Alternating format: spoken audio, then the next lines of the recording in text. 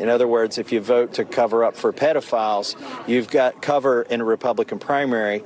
But I would remind my colleagues that this vote is going to be on your record for longer than Trump is going to be president. And what are you going to do in 2028 and 2030 when you're in a debate, either with a Republican or a Democrat, and they say, how can we trust you? You covered up for a pedophile. As much as the Trump administration wants this stuff to go away, it's not going away. It shouldn't go away. It's here for good reason, right? And as we move further into the future, we have things like the 218th vote. You have Adelita Grijalva over in Arizona that was sworn in. You know, she's going to be the 218th vote, or she was the 218th vote, to get a petition to get this stuff released in the Epstein files. Why we had to wait so long to get out of 500 people that are in the House, 218 to sign off and say, yeah, we should release this, I'm not entirely sure. It doesn't make sense to me unless they, you know, their intention is to be complicit in the things that went on, right? There's no other excuse for why you have all of this stuff going on with Epstein, with these files, with Trump, and people don't want to speak up and say, this is what's going on. The American public is interested in this stuff, right? In terms of finding out who's in these files, putting those people in jail. The American public wants the files released. These people are criminals, right? The people that were working with Epstein, that were in cahoots with Epstein, that were clients with Epstein, his enablers, these people deserve to go to jail. But for whatever reason, it took us entirely too long in order to get 218th votes. But we're here now, so it is what it is. But one of the things I really want to point out is what Marjorie Taylor Greene is saying over on Twitter. And if you don't know who Marjorie Taylor Greene is, she is a huge, she's a Trump loyalist, right? Or she was a Trump loyalist. And they've been at a bit of odds because Marjorie Taylor Greene has gone on the record multiple times to speak out against Trump specifically, Republicans in general, Mike Johnson, who is the leader of the House, right? He's a Republican, he's a conservative, and basically saying, hey, I'm not fighting on anybody's team except the team of the American public in general, but my representatives specifically, which is what they're in Congress to do, right? That's what they're in the House to do. But for whatever reason, people that get in there, they start making friends and they forget what the job is. They think the job is being loyal to the party or being loyal to the president. And it's none of those things, right? So shout out to Marjorie Taylor Greene for being one of the early people on it, right? People want to criticize her and say, oh, she's this deplorable person. I didn't like when she said this or she said that.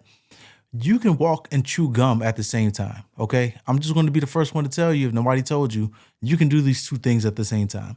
We can applaud Marjorie Taylor Greene for the things that she's doing now, standing up for victims, standing up for the American public, and standing on the righteous side of this issue and many other issues, including the Affordable Care Act, which Republicans don't like, right? But she championed that, saying they need to keep it.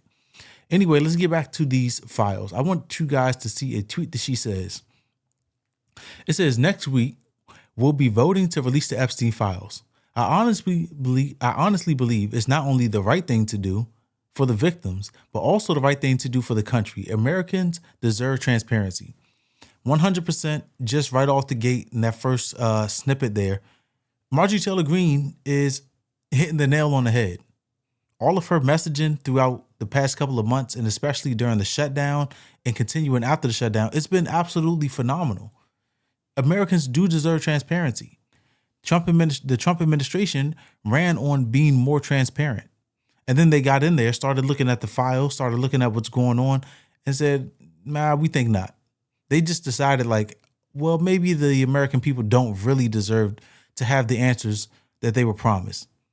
And I'm not saying that I voted for Trump so I was a champion of what he was doing. You know what I'm saying? I'm not saying that by any means. But what I'm saying is he is the president of all people, whether you voted for him or not. And he promised transparency, but we're not getting transparency. And that's an issue, right? It's an issue for people in the past.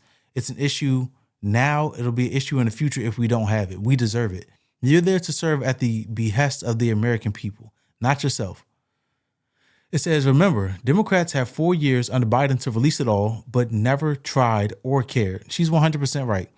I know that there's been something that came out recently that in January 2024 was when Ghislaine Maxwell's documents got unsealed or something like that.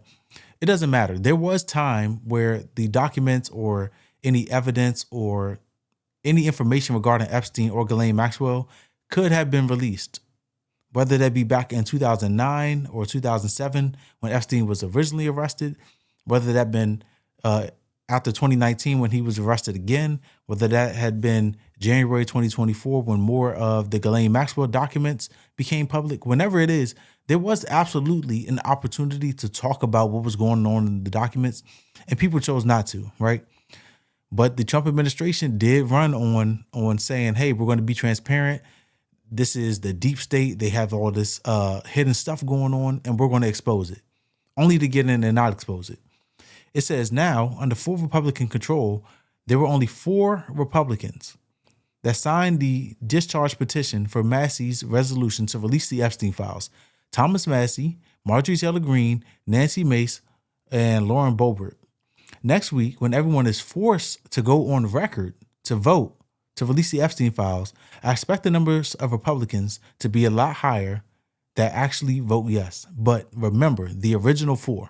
Once again, that's Thomas Massey, Marjorie Taylor Greene, Nancy Mace, and Lauren Boebert. 218. It was a struggle.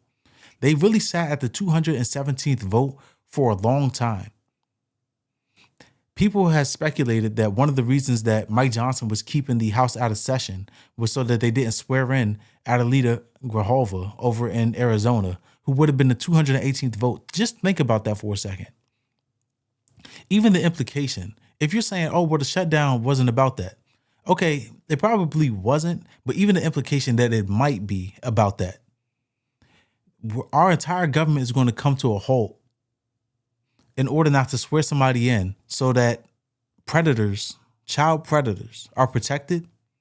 Is that the system that we want to build in America? Is that what we're okay? If that is the system that we have, are we okay with protecting that system? Absolutely not. So these 4 Republicans that went against MAGA and went against Trump, they do deserve to be applauded, especially Thomas Massey, who partnered with the Democrat on the opposite side, Ro Khanna, to introduce this resolution. They came out and said, it's no ifs, ands, or buts about it. Justice needs to be served. The victims deserve it. The American people deserve it. And the people that perpetrated this stuff, they deserve something as well. It's justice.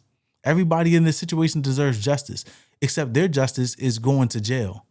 That's the difference. As all of this stuff is coming out, we are learning that Trump wasn't necessarily implicated in the things that that Epstein did or Ghislaine Maxwell did. But it seems like he was privy to them at the very least. At the very least, he was privy to them. And the saying is, silence is compliance. So if you're not going to speak up and say, this is what was happening, or I saw this, or I know this, then you are allowing it to happen right under your nose. And you're being complicit in it, right? So they were buddies for a while. They said they stopped being buddies. We saw some emails. I did this in another video where there were some emails that came out saying that Epstein had Trump in his vicinity kind of after the 2009 arrest or 2007 arrest.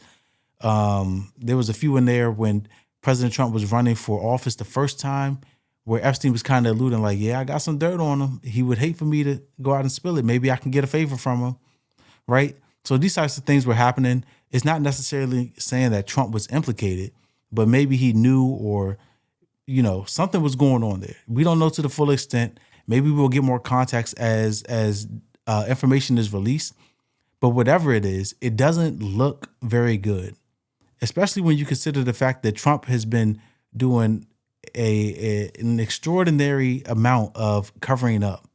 The people around him have been doing an extraordinary amount of covering this up.